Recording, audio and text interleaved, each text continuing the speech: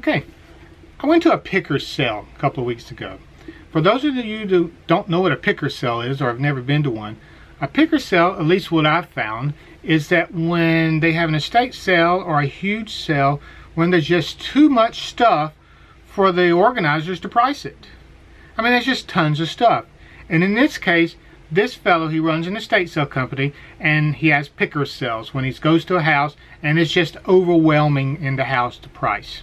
Just, it would take, he could never make any money if he spent weeks pricing everything and then turn around and sell it. And well, you know the routine. But he calls them picker sales. And what a picker sale is, you walk in, you look around, make you a pile, protect it with your life. That's important because people will start picking up your stuff if you're not careful. But make you a pile, and then when you're through looking around, you're satisfied you've picked up everything you can. Everything that you want, everything you think you can make money out of, you call him over and say, hey, let's get a price here. And then he'll come up and he'll look at it and he'll hem and haw and you'll negotiate and you settle on price. In this case, went to this picker sale and I made me a pile and I was protecting with my life. I'd look around, I put it down and come back and make sure no one else was eyeballing it and go. And usually people are pretty good at it, but you can never tell.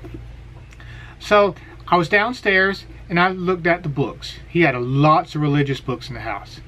And I found 4 of these books.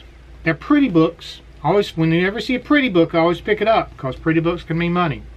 This is Through the Bible with J. Vernon McGee. It's, like I said, it's a pretty book. It looks, well, not brand new, but obviously doesn't even look like anybody read it. I mean, it still opens nicely. There's no gap between the, the pages and the spine, and it's a nice book. And I looked it up and saw that a set was worth at least $150. Set of 5. I saw 4. Crap. So I looked and looked through the pile of books, looked and looked, and found number 5. So I grabbed that and put it in my pile, among some other things, and asked him, okay, what do you want for this? And he said, well, what do you think it's worth? Now I had these books, I had lots of craft stuff, hole punchers, scrapbooking hole punchers, a lot of them brand new, some of them never used, and some gently used, but a whole box full of hole punchers for scrapbooking, some stuff for the antique booths, and I just had a big pile. And he asked me how much it's worth. Well, whenever someone does that, I always say, $5. And they always shake their head, no. And I know that's what they're going to say. I don't blame them. And I said, well, it's yours. What do you think? And he looked at the pile. He said, how about $50? I said, sold. I wasn't even going to argue. I mean, $150, right? So, got it all out and then got these books listed, and they sold this weekend. One set, $150. I paid $50 for everything. So I've already made 3 times my money, and this is so far the only thing out of the group that's sold. So I'm happy. The next thing I want to talk about is my Furby.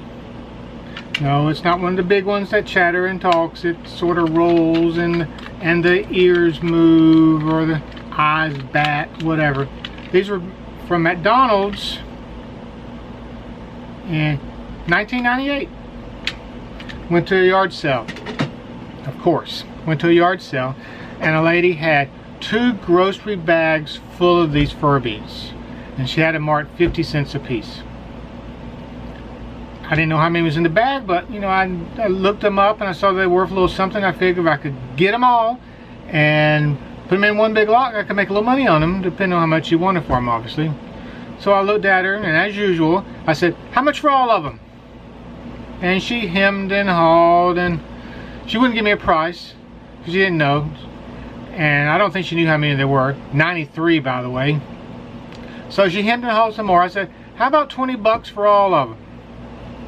And she thought about it a second. Fine. So I took them in, and I made a nice display, a nice picture showing all the Furbies, and I'll put that up here or someplace, and had them listed for $75.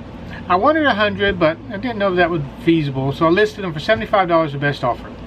I received the best offer of $55.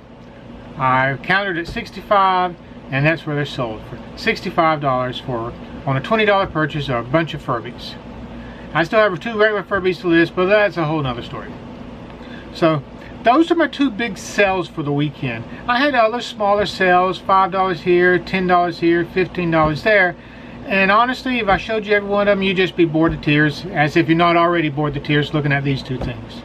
So as I get bigger sales and other things, I'll try to show them to you. I'm not going to try to bore you with the minutia of every little thing. So until next time, or until I sell something good, we'll talk again.